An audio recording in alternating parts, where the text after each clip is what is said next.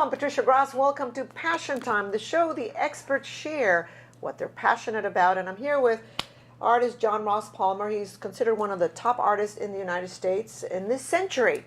And he's right here with us. And he created the escapism movement.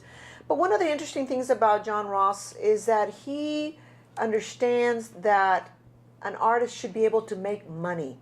And so he teaches the business of art. So pay attention because he has some great advice. But before we start, I always ask all my guests, what is it that helped you find your own passion? Struggling. I think when you struggle or you're frustrated, the only time a human's brain ever grows is when they're trying to learn a second language. Not they're bilingual, but with their learning, because it's the most frustrating thing you can do. So I found my passion through frustration and struggling, and that's why I refuse to struggle now. Not meaning I don't know what it's about. Zone, yeah, I want to stay in the zone. Yeah, I like the zone. Why do people get in the zone and then think I'm in the zone right now. You don't deserve to be there anymore? You know? I've worked hard to get in the zone. Let's talk about business. I know your husband helps you with that, but what's really interesting is that you are teaching artists how to make a living with their art. So this starving artist thing, that's out the window. Let's start making some money with our art. Yeah. So tell me what you teach them. Let's start with, for example, how to create sponsorships. Okay. Sponsorships might be a big thing down the road for them. Let's just think about in the beginning. The beginning, right. Yeah. So if you're an artist and you're in your garage with no AC, are you going to be excited to go work? No. Are people going to be excited to come look at your work? No. Well, yeah. So the whole idea of being struggling, you're not going to produce your best work. You know, do you want your doctor to come in with the worst tools that are not clean and do you want the best of the best. You want the surgeon who's done the surgery 5,000 times and has invented the procedure to work on you. Right. So if you give people some comfort, they're going to do better art. They're going to do better art if not worrying about paying their light bill or their car getting repossessed. If they're focused on that, they're not spending time on art. And we all go through struggles, and people think, "Oh, you have to be struggling to make good art."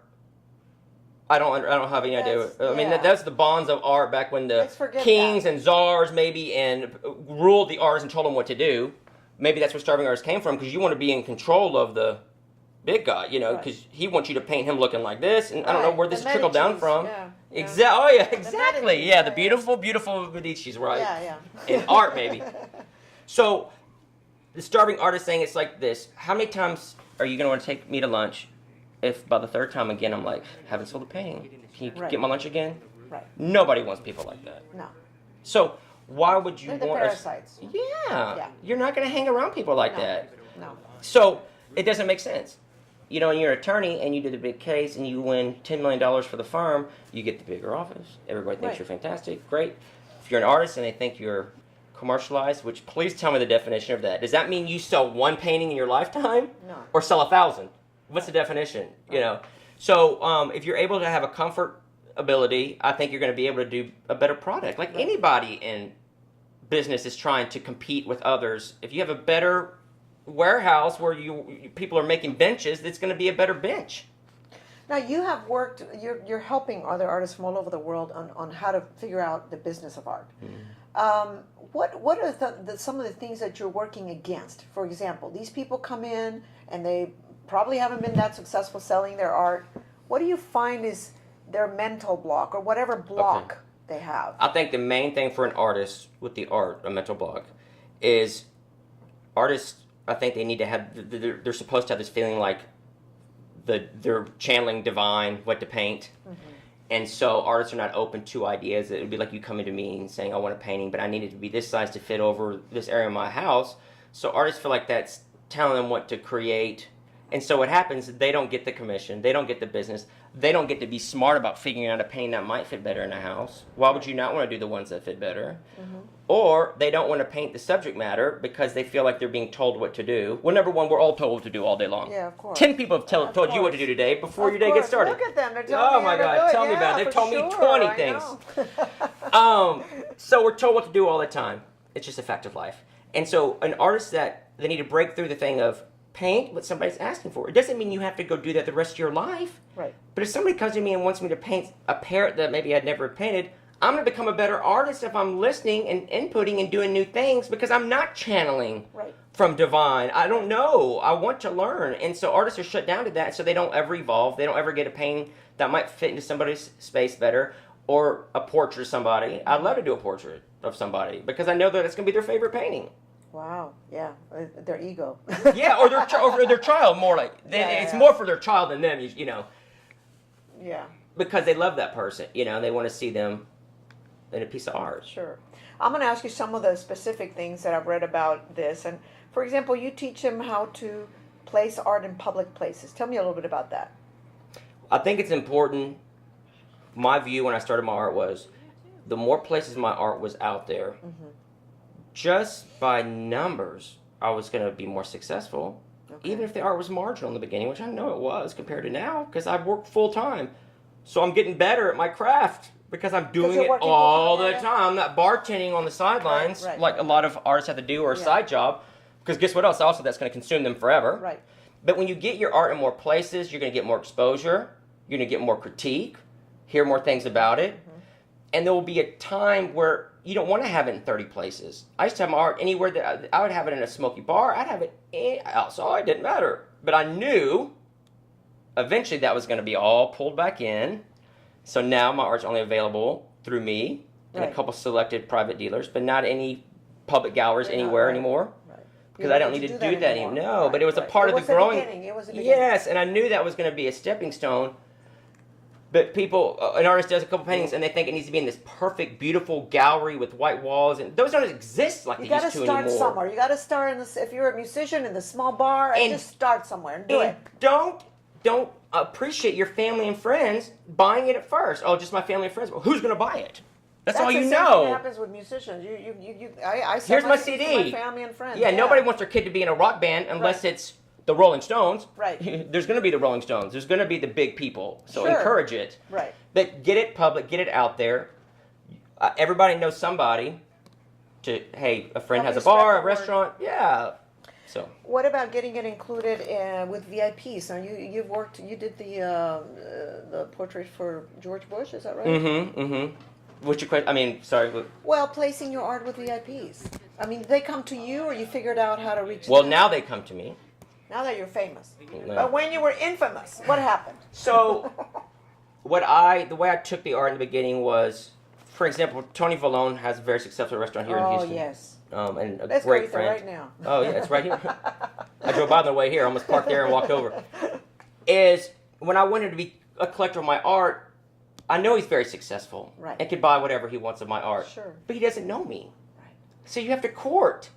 So I had to court, and I did a series of notable Houstonians. He was one of them. And I said, as long as you're involved and participate in the show and the portrait, I want to give it to you. And so what I get back is the promotion of you. Of course. And so I always say, if you want to date somebody, you bring them flowers and take them to dinner. And so you have to do that with the art also. That's really smart. Well, thank you. But with Tony Vallone, so now I have art in all his restaurants and do projects with him all the time ongoing. And I just finished a 80-foot painting in the restaurant here. That's the largest. And that all started with to give it away first, to court. Exactly. You have to give to receive, perhaps. You have to. And so an artist will see somebody, say Mrs. Smith is a philanthropist and has a lot of money and collects art. And so these artists are sitting over there going, well, why didn't she buy mine? Because she doesn't care about you. She doesn't know you. Make her care about you. Make her aware. Take her to lunch. Do something for her. And eventually they will come to you to do it. Yeah. For sure. That's a very good point. And also, what do you do about getting included in publications and the media? I mean, how do you work that out? To be 100% honest, I have no idea. I do what I love. I honor people along the way. I don't miss an opportunity that comes my way. And I'm just always available, and I'm ready to go all the time. Every day I get up, I get dressed, put on a suit. I don't care what day of the week it is. I don't care if I'm tired. I'm in the mirror doing the tie, and I'm always prepared and ready for something to happen. And always have everything ready for whatever might come my way. But I'm prepared and I'm ready. And great advice. Yeah. Great advice. But people are just sitting around waiting for something to happen. You don't look terrible, You I look could. good every day. And I think that's very smart. Also, sponsorships, how do you attract those? Which was my first question. Sponsors, collectors. So here's what happened. Here's the way all that kind of happened in Chicago. It was called Art Chicago. It had been in existence for like 20 years, but that whole world's changing, so it's no longer around. But Christopher Kennedy, JFK's nephew, was the host of it. So I mean, it was blue chip collectors. Yes. Incredible event. And so that exhibiting there is very expensive. Sure. And so we went to a collector and said, do you want to underwrite this trip and give it your name and life? So, and what ended up happening that you could do a graphite sketch of a home, or you could do a full painting. We're doing some here, and so here's some over here that we didn't even know was alive. And we met with them, and we said, would you like to underwrite this? And we met in their big boardroom. It was a big trust company. It was like 20 seats. There were 3 people at the end, us, you know, and Ryan and I are sitting there with all our ducks in a row and prepared. Sure. And they said to us, we're very interested in doing this, but how about we don't just underwrite this Art Chicago event? How about we underwrite you for the whole year? So I'm like, well, this is even bigger and better than I ever had any idea. Now we can put you on lights for the whole year. And it became this annual sponsorship, which is we've had every year now. So it just happened by, like I always say, on-the-job training, out there just messing up and just doing it over and over again. Oh, have an extra tie in your car. Run that tie, put it on, be ready to, you know. Right. Don't go crying home. All right, John Ross Palmer, you've given us such great advice, and I'm glad you're helping the art community in Houston and the world. That is very kind. And you know what I like about you is that you really show. I didn't even know about that. I would have taken it off. In your hands. I love this. It's like a guitar player that has, you know. Well, this is white. You see when it's black normally. It's dirty. Right. Thank you so much, John Ross Palmer. Thank you. And check out his website. JohnPalmerArt.com. JOHN PalmerArt.com. Stay tuned for next week's show. See you then. Should I sit down with him and hold him or something? Sure.